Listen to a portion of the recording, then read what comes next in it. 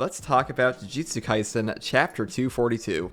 This is the continuation of Takaba versus Kenjaku, and this chapter pretty much felt like one giant fever dream, and we really get to see just how busted Takaba's technique actually is. And as we see later in this chapter, Takaba is forcing Kenjaku to play by his rules, and even Kenjaku thinks the only way he can win is by actually beating Takaba in comedy. And this is the same guy that saw Yuki's black hole and said, okay, I'm pretty impressed. So the takeaway here is Takaba is him, and we see that when we open up and Kenjaku summons the brand new special grade curse spirit, but only for like a whopping 5 seconds before this thing just meets a Rika fate. And so far, this seems to be what happens whenever Kenjaku decides to summon an OP curse spirit against somebody powerful. Because we've been through this before, Yuki footballed the last cool thing Kenjaku summoned. Ever since then, it's pretty much been nothing but insects, and the rest of this chapter is pretty much just one giant fever dream where we are taken from scenario to scenario drawn by Takaba's technique. And more importantly, it is brought about by Takaba's technique utilizing the imagination of both him and his opponent. And I'll talk about that more at the end of the video and what I think the implications of that are, but first we see Kenjaku show up as an officer to judge Takaba's truck driving. Takaba just pulped the special grade, and Kenjaku tells him to take a breathalyzer test, which is just blowing it into a bag with a goldfish, and if the goldfish dies, he goes to jail, or goes downtown, which was pretty much jail. We then cut away to see Takaba and Kenjaku as doctors trying to rush the goldfish to the operating table. Unfortunately, they fail. Takaba gets depressed, and he tells Kenjaku to bring him all the nurses that are madly in love with him, and then we see Kenjaku in a nurse outfit. So if Kenjaku's aura was not already getting diminished by all the goofy faces he was making, this is pretty much the finale of that because there's no coming back from this. Takaba shouts about the depths of despair he's in over the death of the goldfish, and they immediately go into a rock, paper, scissors fight, and then cut from that to grabbing each other's faces, and if this fight feels a little disjointed, that's because it kind of is. But there is actually some dialogue in this chapter that might have implications not just for this fight, but Yuji versus Sukuna. When Kenjaku talks about Takaba's technique, saying it is not just the embodiment of his imagination, but is pulling in Kenjaku's mind as well. Comparing it to soul resonance and the body and soul, that is one of the most important and partially unknown plot points in the entire series. We have Yuji with the Book of the Soul, and like 2 chapters later, he is suddenly swapping bodies with Kusakabe, and we haven't had a follow-up on that for months. And as far back as Junpei getting turned into a hippo, we have characters talking about whether or not Sukuna is able to heal soul damage. And it is brought up from there all the way to chapter 215, where Maki wonders again if Sukuna is going to be able to heal damage from Split Soul Katana. And after that, during Sukuna's bath, we see him look at his finger and he has a cut that has not healed, and this visibly shocks him.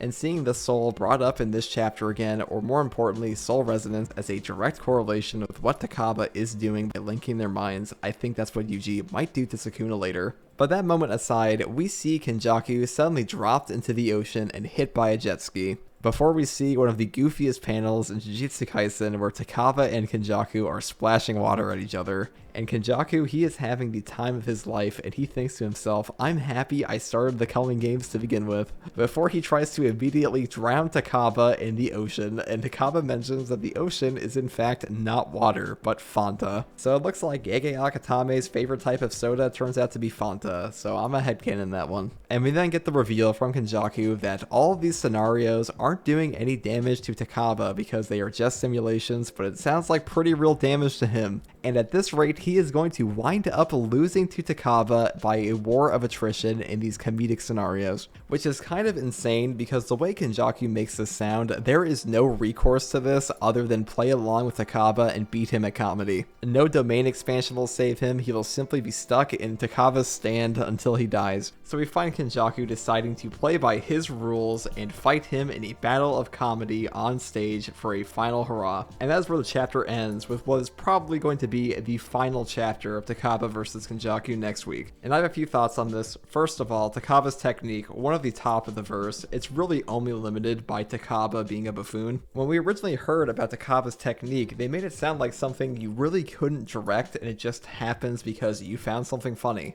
But in practice, now we're seeing it can be directed and it's really based on your confidence and what you want out of the fight. And if somebody like Sukuna had this, who is always confident and completely murderous, I don't know how you win. Maybe there's a weakness aside from playing by Takaba's rules that we haven't seen yet, but it looks like Kenjaku already tried to exploit the weakness of confidence and it failed against Takaba already. And honestly, if Kenjaku knew that Takaba had a technique like this, he probably would have killed him at the start of the Culling Games. I'm guessing that Takaba is probably going to get killed in this fight because his technique is just too busted for JJK. It also has the added ability of killing your aura as a villain, so it really can't stay around.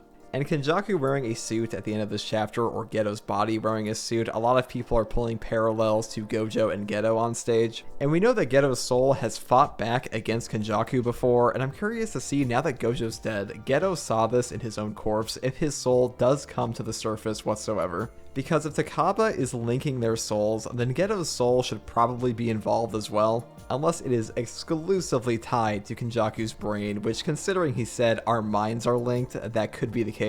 But personally, I'm hoping we see some implication of Geto's soul involved, because Geto's a character that we really don't get to hear about a lot after he dies. We get mentions of him as Kenjaku's body, but his minions, they just get diced up into tomato cubes by Sukuna. And even when Gojo comes back, he just says, "I'll kill you again," and give him a proper burial, and he doesn't even seem that emotional about it. So I'm not entirely sure what's going to happen, but I do hope to see more of the body and soul in relation to Geto or other characters going forward. Because we also saw the same thing with Toji, where Toji comes back to life, literally back to life temporarily when he sees his son. And Toji was seanced on instinct the entire time, but when he sees Megumi, this is just Toji Zenin back into Jujutsu Kaisen, semi-reincarnated. And I've made a video talking about this before, but I'm going to make another video talking about Toji, because Toji really is one of the most important characters in JJK, despite how short-lived he is in the series, which is really part of the reason why it always seems like Gege Akutame is wanking Toji. It's because Toji really is that important, and Gege wants you to know he's that important because he has no cursed energy. In a world with cursed energy that can affect your soul, he's a guy with none of it, and he is a fate breaker, the one who broke the chains of the 6 eyes potentially permanently. And he also has a 10 out of 10 aura, so yeah, we want some Toji wank at the end of this video, there you go. So heavy emotional triggers to things that were important to you in your original life, that seems to be a pretty big reason your soul comes back or becomes prominent temporarily. It is brought up a ton, but we don't really get to see too much of it, though Soul Kaisen, that really seems to be the trajectory JJK is headed in. Especially with the reveal that Sukuna's true form is the perfect sorcerer, I don't know how you beat this guy in a direct confrontation. Bringing Megumi's soul to the surface and getting him back in control of his body, that seems like your best and potentially only option. Because if that fire arrow comes out and it is half as strong as it was in the anime, they are fuga fucked. But as for Takaba versus Kenjaku, I really do like this fight overall. The only problem I think a lot of people have for it is it feels a little slow in the serialization. But once everything is out there and we're no longer waiting for Yuji versus Sukuna, I think people are going to enjoy it a lot more. And I'll be making more content on the anime because that Mahoraga episode was wild. So if you like content like this, subscribe for more. And as always, thanks for watching.